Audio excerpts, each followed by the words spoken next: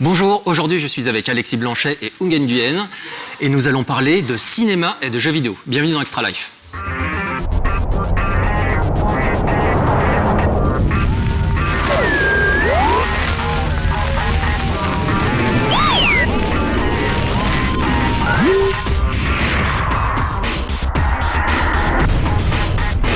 Alors Alexis, Ung, est-ce que vous pouvez déjà commencer par vous présenter un tout petit peu? Et en particulier toi, Alexis, donc Ung, on te connaît, tu participes sur la chaîne en tant qu'auteur de critiques de jeux vidéo. Et toi, Alexis, en fait, tu as écrit un bouquin, en particulier, qui s'appelle Des pixels à Hollywood, et qui traite directement du sujet que nous allons aborder aujourd'hui. Est-ce que tu peux nous parler un petit peu du bouquin? Oui, alors qui traite directement, qui essaye d'aborder le sujet par un angle qui est plutôt historique, économique et culturel. Puis c'est vrai que le sujet des relations entre cinéma et jeux vidéo, il faut voir qu'il est quasiment infini, qu'il se renouvelle sans cesse, comme on va en parler aujourd'hui ensemble. Et moi, j'ai essayé de travailler sur, finalement, d'essayer de mettre à plat un petit peu ce qui s'était passé entre les deux domaines, de la fin des années 60 et du début des années 70 jusqu'à aujourd'hui. Et donc ça a donné un ouvrage qui est disponible aux éditions Pixel 9 et qui s'appelle Des pixels à Hollywood. Ok. Donc pourquoi est-ce qu'on reparle aujourd'hui des liens entre cinéma et le jeu vidéo? C'est vrai que c'est un thème qui est quand même vieux comme le jeu vidéo quasiment. Parce qu'on a pas mal d'actualités. On a par exemple Tron Evolution qui est sorti récemment, qui est un titre de Disney Interactive qui est très important, puisqu'il y a eu de gros moyens marketing mis en place pour la sortie du film, mais également pour la sortie du jeu vidéo. On a également d'autres titres, comme Elle est noire, qui arrive bientôt. On a des réalisateurs qui commencent de plus en plus à s'intéresser au cinéma. Donc on va commencer par Tron Evolution et voir un petit peu ce qu'ils ont essayé de faire. Donc déjà, Tron Evolution, le film, toi, je crois que tu l'as vu. Est-ce que tu peux nous donner un petit feedback dessus? Écoute, le film, oui, je l'ai vu, j'ai eu l'occasion de le voir. En tant que spectateur, je t'avoue que j'ai pas été fondamentalement... C'est du blockbuster, quoi. C'est du blockbuster, mais j'avoue que moi, j'aime bien les blockbusters qui sont bien faits, quoi, qui arrivent à t'emporter dans quelque chose. Là, pour le coup, c'est une espèce de démonstration technologique, technique, visuelle, une forme d'explosion intéressante. Pas forcément hyper jouissif parce qu'on n'y comprend parfois pas grand chose. Moi, c'est un petit peu ce que je reproche aux blockbusters contemporains, c'est d'avoir oublié classiquement comment on met en scène une scène. Et c'est vrai que je suis souvent perdu quand je regarde un Transformer avec Michael Bay où je sais pas où me situer dans l'action. Le montage ultra cut. Dans le Tron Legacy, c'est un peu la même chose. T'as des courses de moto, mais où es-tu? Où veut te situer le réalisateur? Tu sais pas trop. Les courses de moto, on en reviendra. Tron Evolution, donc Tron, le jeu. Bon. C'est toi qui as fait la critique sur The Life. Écoute, c'est pas catastrophique, contrairement à tout ce qui est basé en général sur des licences cinématographiques ou dessins animés, etc. Maintenant, le problème, c'est qu'il y a clairement un manque de moyens dans la production du jeu. Donc le jeu fait un peu daté. En termes de gameplay, il apporte rien de nouveau. Après, d'un strict point de vue narratif, en fait, ils ont essayé de l'insérer dans le projet de Tron Evolution, enfin Tron l'héritage. Parce que là, il y a une vraie démarche quand même. Ouais, il y a une vraie démarche. Donc il insère dans un projet cross-média. Ouais. Donc c'est-à-dire que le jeu fait le lien entre le premier film et donc la suite qui sort au cinéma. Mais le problème, c'est que pour celui qui n'a jamais vu le premier film, on est un peu parachuté dans le truc. Ils nous sortent des termes un peu barbares qu'on comprend pas. Au niveau de la mise en scène, c'est très minimaliste. Donc finalement... C'est hallucinant parce que quelque part, voilà. Tron... C'est non seulement le premier film qui était sorti en 1982, c'était un des premiers films à mettre justement en scène un petit peu le jeu vidéo, la notion d'avatar, à utiliser des images numériques. Pour la sortie de ce nouveau film et la sortie du jeu, on sent que les deux équipes ont vraiment bossé en parallèle. Donc le jeu, c'est pas un achat de licence où ils ont 6 mois pour développer le titre et du coup ils se retrouvent confrontés à des problèmes logistiques énormes, à sortir un jeu qui est pas tout à fait au niveau. Là vraiment, il y avait une démarche, c'est-à-dire que au niveau scénario, c'est pas une adaptation pure du film, et en même temps ils ont essayé de proposer un gameplay qui est peut-être pour le coup un peu trop vaste, où ils ont été piochés un peu partout, que ce soit Prince of Persia, God of War et compagnie. Et c'est surtout du Prince of Persia. Ouais. Mais qu'est-ce qui s'est passé? Qu'est-ce qui s'est passé à mon avis, c'est qu'il y a soit un manque de talent chez Propaganda. Ouais, chez Propaganda, soit c'est un manque de feeling, je sais pas, enfin... Peut-être que Disney sait très bien faire des films d'animation, du cinéma, etc. Mais peut-être qu'en termes de jeux vidéo, ils n'ont pas encore l'expertise, ils n'ont pas ce petit truc qui fait qu'ils arrivent à proposer quelque chose qui parle aux joueurs, en fait. C'est peut-être ça, je sais pas. Ouais, moi, je vais dire, je vais faire gaffe un petit peu au discours marketing que quand même Disney a développé autour de ce projet cross-média, transmédia, etc. Il faut voir que les gens de Propaganda Games, ils doivent faire une adaptation du film qui doit sortir au moment de la sortie en salle du film, c'est-à-dire entre décembre 2010 et février 2011. Et finalement, ils n'ont pas accès au contenu qui va être celui du film. A priori, bon, c'est le discours marketing, mais en ayant rencontré les développeurs, ce qu'ils disaient, c'est que ouais, très tôt, on a eu accès à tout, on a été sur les lieux de tournage, on a récupéré des assets, on a participé, on a échangé, il y a des choses qui étaient dans le jeu qui ont été rajoutées dans le film et vice-versa. Mais alors, regarde finalement l'astuce narrative qu'ils ont prise, c'est-à-dire ils n'ont pas décidé, comme tu le dis, de faire une adaptation très fidèle d'une certaine façon au film, puisque le film, au moment où ils sont en train de faire leur jeu, il n'existe pas, donc il n'y a pas moyen d'adapter ce film qui n'existe pas. Et puis ils ont trouvé cette astuce narrative, c'est d'aller se placer dans une intersection entre le film de 82 et le film de 2010, en essayant de nous dire, on va vous raconter une histoire qui fait le lien entre les deux. Moi, pour avoir joué et au jeu et vu le film, bon, le lien, il est assez ténu, quoi. C'est-à-dire qu'on te raconte une histoire d'une espèce de virus dans le jeu qui entraîne d'envahir le monde de la grille, et puis il faut essayer de combattre ce virus. Bon, c'est une histoire à part entière. Et puis il y a l'histoire du film, et certes, il y a des personnages qui vont naviguer de l'un à l'autre, mais j'ai pas eu le sentiment qu'il y avait un fil narratif qui se... Déjà, en fait, le lien est super ténu, en fait. Et au-delà de ça, c'est que l'histoire est hyper bateau, quoi, l'histoire du jeu. Donc, c'est une histoire de virus, comme tu l'as dit. Il n'y a rien qui permet véritablement de faire un lien entre les deux, quoi. C'est limité. C'est ultra limité, en fait. C'est limité, et puis même ce qu'il y a, c'est qu'à l'origine, moi c'est quelque chose que je reproche et au film et au jeu, c'est-à-dire qu'entre le monde de l'informatique tel qu'il nous est décrit en 1982 et le côté très avant-gardiste du Tron de 82, et puis le monde de l'informatique tel qu'il existe aujourd'hui, notre réalité avec, on est interconnectés les uns aux autres, c'est l'univers du réseau. Tron Legacy et Tron Evolution, le film et le jeu, nous parlent d'un monde de l'informatique qui est complètement anachronique, quoi, qui n'a plus rien à voir avec notre réalité, le côté peut-être moins surprenant qu'à l'informatique aujourd'hui. C'est vrai que le Tron de 82, un petit peu à la manière d'un Dr House ou d'un Urgence, il joue un petit peu sur le vocabulaire de l'informatique, comme Dr House va jouer sur le vocabulaire de la médecine, et il y a un côté un peu fascinant, un peu magique là-dedans. Bon, aujourd'hui, on te parle de connexion à 100 microsecondes, etc. Tu vas plus être aussi étonné ou aussi fasciné par rapport à ça.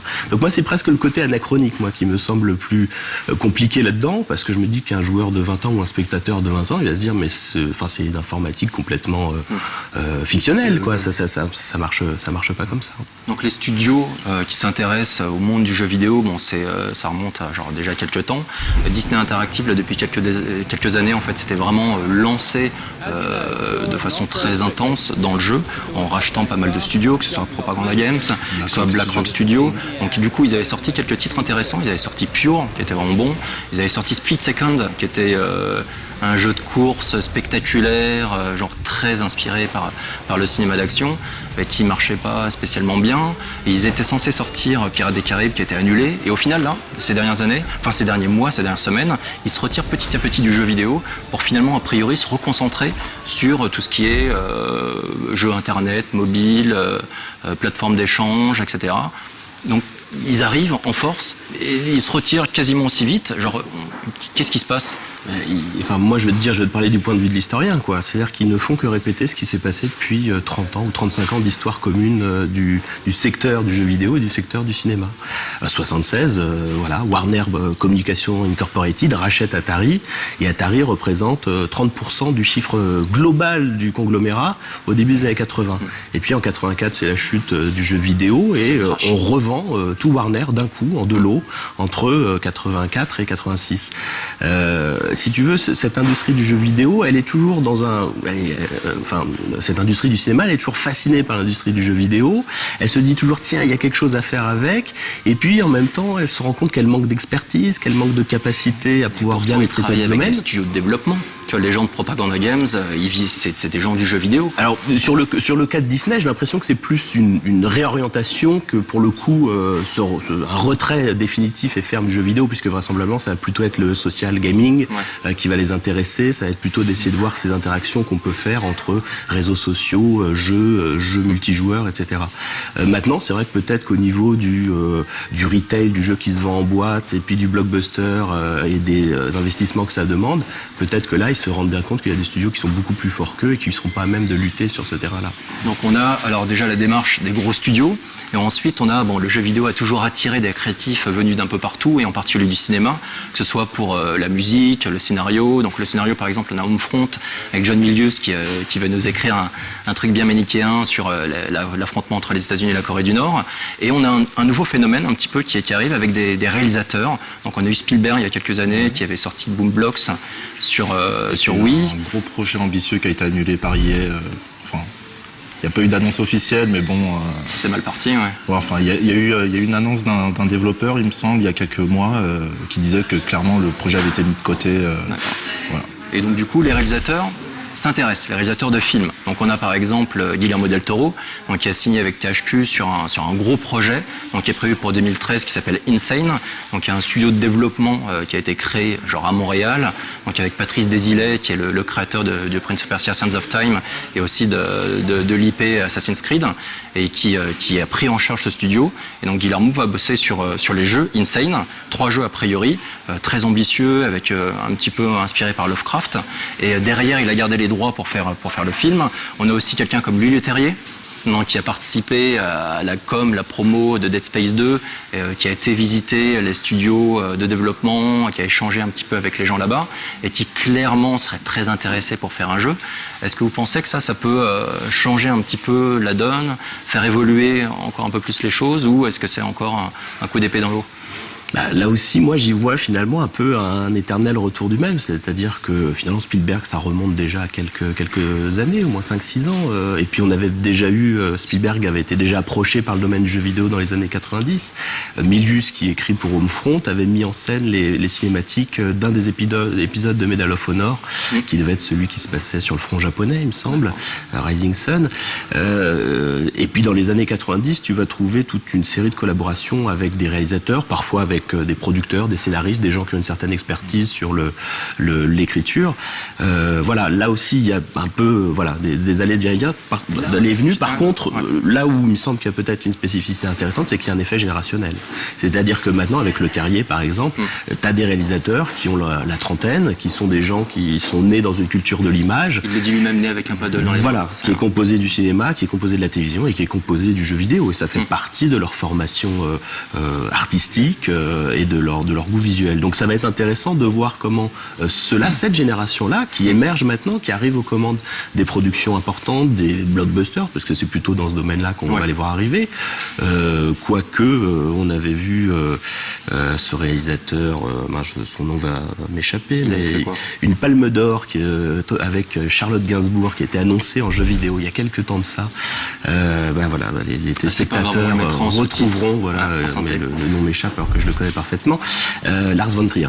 Lars von Trier qui avait annoncé que son dernier film, un drame très noir, allait être adapté en jeu vidéo. Donc, d'une certaine façon, là aussi, il va falloir voir s'il y a peut-être en dehors du spectaculaire, des initiatives qui vont être mises en place et qui vont peut-être proposer des formes un peu nouvelles et innovantes. Quand tu parlais des réalisateurs qui étaient impliqués là depuis quand même quelques temps sur le jeu, très souvent j'avais l'impression que justement c'était plus pour participer à des cinématiques. C'est-à-dire on restait dans le cadre du cinéma, c'est-à-dire on va mettre en scène des mini-histoires animées, mais au final il n'y avait pas réellement de participation profonde aux jeux vidéo. Là, avec Guillermo del Toro, etc., et c'est vrai qu'avec leur passif de joueurs, tu as l'impression qu'ils vont vraiment participer avec les équipes de game designers, donner des idées, ça va être plus important. En fait, on a l'impression que la démarche est inverse, en fait. C'est-à-dire qu'ils vont faire d'abord le jeu vidéo, et puis lui, il se réserve le droit d'adapter au cinéma. Donc, l'origine du projet, ça reste un jeu vidéo. Donc, il a intérêt à assurer à ce niveau-là, alors que jusqu'à présent, c'était le contraire. Jusqu'à présent, on adaptait une licence du cinéma en jeu vidéo. Donc en termes de gameplay, tout ça, on pouvait se permettre de capitaliser finalement juste sur un nom et laisser un petit peu couler au niveau gameplay. Alors que là, ils sont obligés d'assurer dès le départ pour pouvoir donner une légitimité au cross-média, quoi. Et du coup, est-ce que les réalisateurs peuvent apporter quelque chose au niveau gameplay ? Je crois que l'exemple de Spielberg est plutôt encourageant dans ce sens-là, parce qu'il nous a tous pris au dépourvu. On l'attendait pas sur Bloomblocks à un objet de pur gameplay comme ça, qui fonctionnait bien d'ailleurs. Qui fonctionnait plutôt bien, qui était une bonne utilisation de l'interface de la Wii.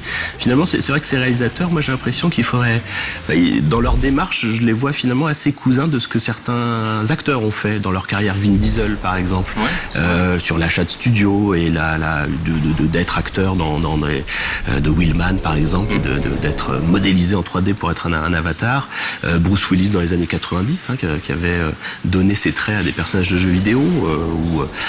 Wheelman, justement, c'est intéressant parce que normalement le jeu devait être adapté en film. Le jeu n'ayant pas fonctionné, le film n'a pas eu lieu.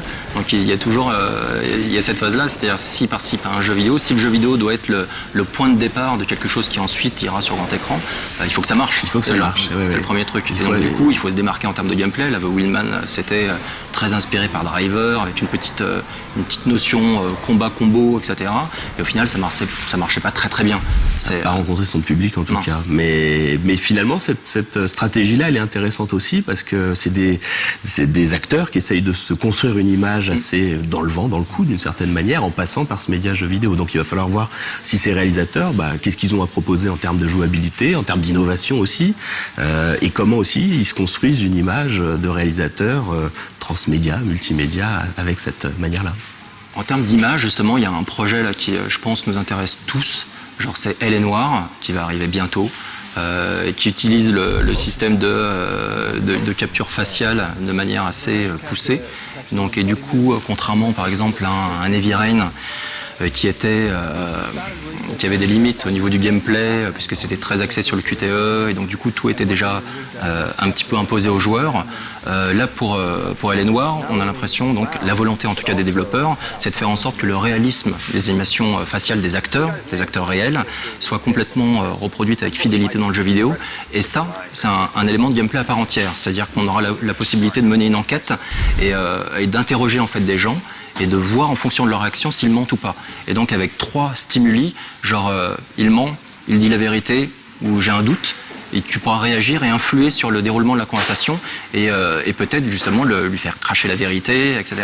Ça, je trouve que c'est une évolution aussi intéressante et d'un point de vue purement technique, mais une technique utilisée dans le gameplay.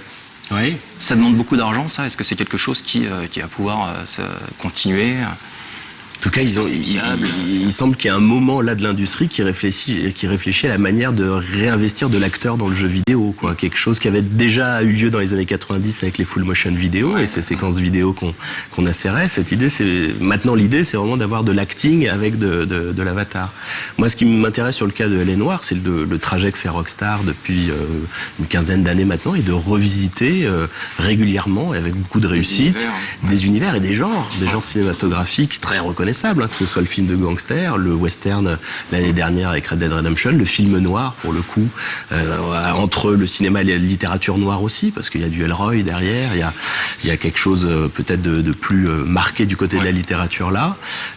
C'est assez intéressant qu'un studio occidental, revient vers des sources très marquées dans la culture populaire, dans le cinéma et dans la littérature, au moment où du côté japonais, là aussi on sent que, moi quand j'observe des séries, la manière dont évoluent des séries comme Final Fantasy ou Zelda, on sent qu'on revient plus vers la tradition de la culture nippone et que celle-ci, elle est reconnue à travers le monde. Donc on sent que chacun revient d'une certaine façon vers ses propres racines culturelles et les réinvestit dans le jeu vidéo. C'est vrai. Elle est Noire, toi, t'as des attentes particulières ? Pas spécialement en fait, parce que j'attends de voir, mais les premiers échos en tout cas sur tout ce qui est phase de gunfight, ça a l'air assez mitigé. Ouais. Donc j'attends de voir. Maintenant, c'est vrai qu'en termes de scénario, tout ça, j'en attends beaucoup plus qu'Heavy Rain, en fait, parce que Heavy Rain avait la volonté de faire un film interactif. En fait, David Cage voulait faire un film interactif. Et moi, je suis assez intransigeant, en fait. C'est qu'à partir du moment où on a une certaine ambition, il faut pouvoir l'assumer derrière. Et Heavy Rain, clairement, au niveau technique, pour moi, il n'était pas au niveau. Que ce soit au niveau animation faciale ou même modélisation, j'y croyais pas du tout. Du tout. Donc là, c'est vrai que rien que sur les bandes annonces de Elle est Noire, c'est vrai que c'est assez impressionnant au niveau des petites mimiques, des petits rictus qui se forment au coin de la bouche, tout ça, ça a l'air assez intéressant. Donc c'est sur ce niveau-là, je l'attends beaucoup. Maintenant, en termes de gameplay, je suis pas sûr. Je suis un joueur à l'ancienne, donc on verra s'il saura me convaincre.